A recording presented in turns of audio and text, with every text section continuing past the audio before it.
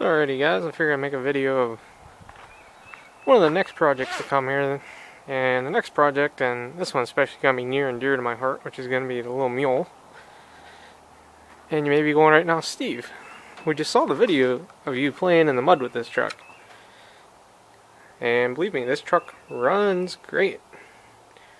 Runs great. I haven't actually drove it on the road since about 2013-ish, I think was the last year I had it inspected when I bought Big White. And has not been inspected for a good many years. As you can see, there's no inspection sticker in the window. They actually fall off after about 2 or 3 years. So just an FYI there, but anyhow. Yeah, the truck actually runs good. It just has a few little issues that need addressed on it. And one of the main ones being, hopefully the camera will be able to pick it up on these tires. Hopefully you guys can see how dry rotted these tires are. I mean, I'm kind of scared to even be standing next to these tires right now. So that's a major thing. All 4 tires are like that. And I think the back 2 tires I bought brand new and put on a Bronco in 2009. Yeah, because that was the first year Bronco was inspected, was 09. And I drove the Bronco until 13, and I put that set of wheels and tires on this truck because the tires that were on it were bald, which is kind of normal for this truck. Let's face it, I was young. I did a lot of burnouts. It happens. So, what does this truck really need to go back on the road? Well, like I said, the tires. And where did my exhaust pipe end up? I think I see it down there.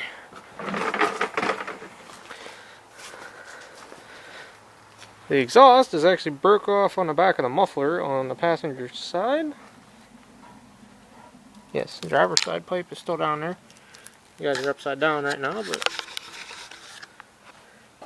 driver's side pipe is still down there. I need to put a new, make sure I'm looking in the right location here. I need to put a new hitch on it because there's rust holes in it, but that's not really a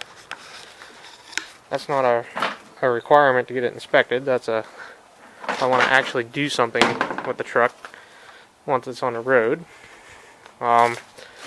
Needs 4 new shocks. They were toast a long time ago too. Had a nice washboard ride like you're on the ocean. And let's see, as far as inspection wise, I'm going to go through and check the brakes. I'm going to replace the rubber hose going down to the rear axle and the rubber hose going to each caliper on the front.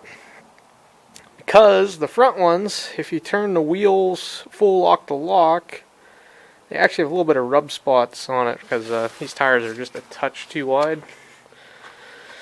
So that's something I will address, and I will check the brakes and the front wheel bearings. At that time I can see a little bit of oil or grease seeping out of that hub right there. I don't know if you guys can catch it around the hubcap, but right there it splits. I've had these hubs apart and changed it. I put front wheel bearings in this truck twice over the course of 10 years. Other than that, there's nothing super wrong with it mechanically wise. And stuff that I'm going to nitpick about and want fixed is either the windshield or the roof leaks on this truck when it rains. And there's actually rust holes down on the bottom of the cowl.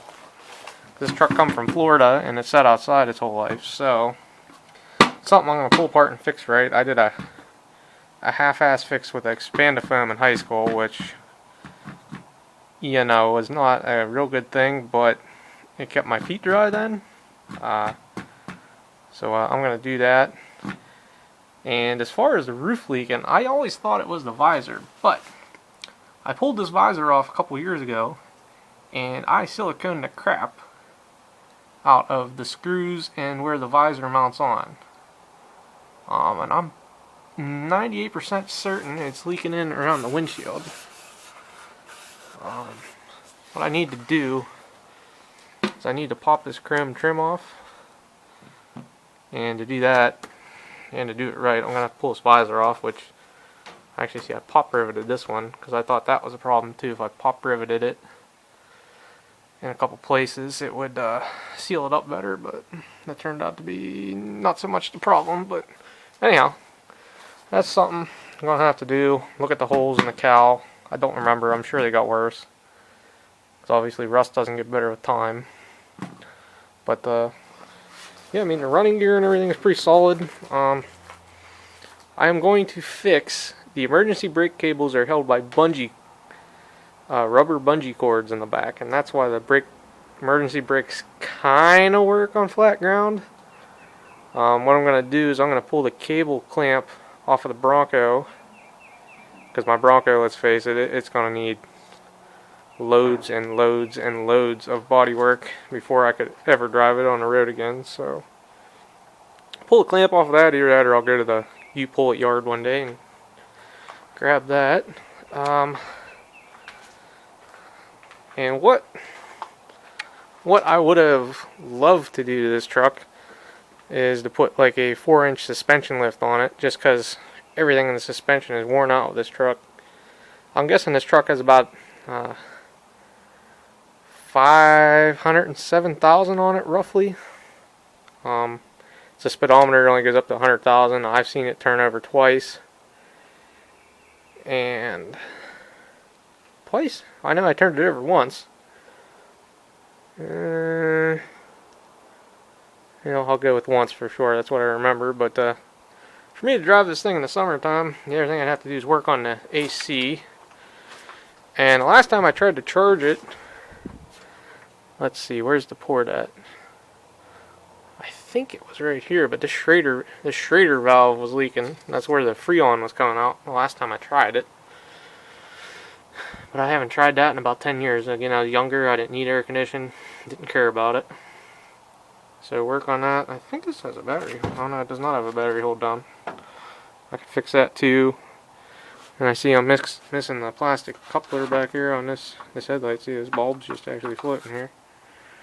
But just a bunch of little things. This truck always had an antifreeze problem. Always did, probably always will. If you wind on it really hard, or if you change a water pump, the timing chain cover leaks on it. I have not put a new timing chain cover on it yet. I probably should have when I fixed it in 2015. I think I fixed that. There's a video of the Little Mule returns. But I did fix it then, and I think I put a brand new belt on it. Had brand new water pump in. I put a power steering pump pulley on it. In 13, I remember doing that. And that's about it. I did the diff cover in the back. Check the brakes. And we should be good to go. I gotta take a look at the bed, because the bed was real rusty in this thing, and make sure there's actually a couple bolts holding it down so it doesn't fly off. But it seems like it's been solid lately. It hasn't been moving around, so yeah, it seems alright. So do that, and I think I have it halfway cleaned out because I've been using it if I've been stuck somewhere or something. 4-way snow brush. Even though I have not driven this truck in the salt for 9 years. Another problem. But that's going to be it for this one, guys. So thanks for watching, and we'll see everybody later.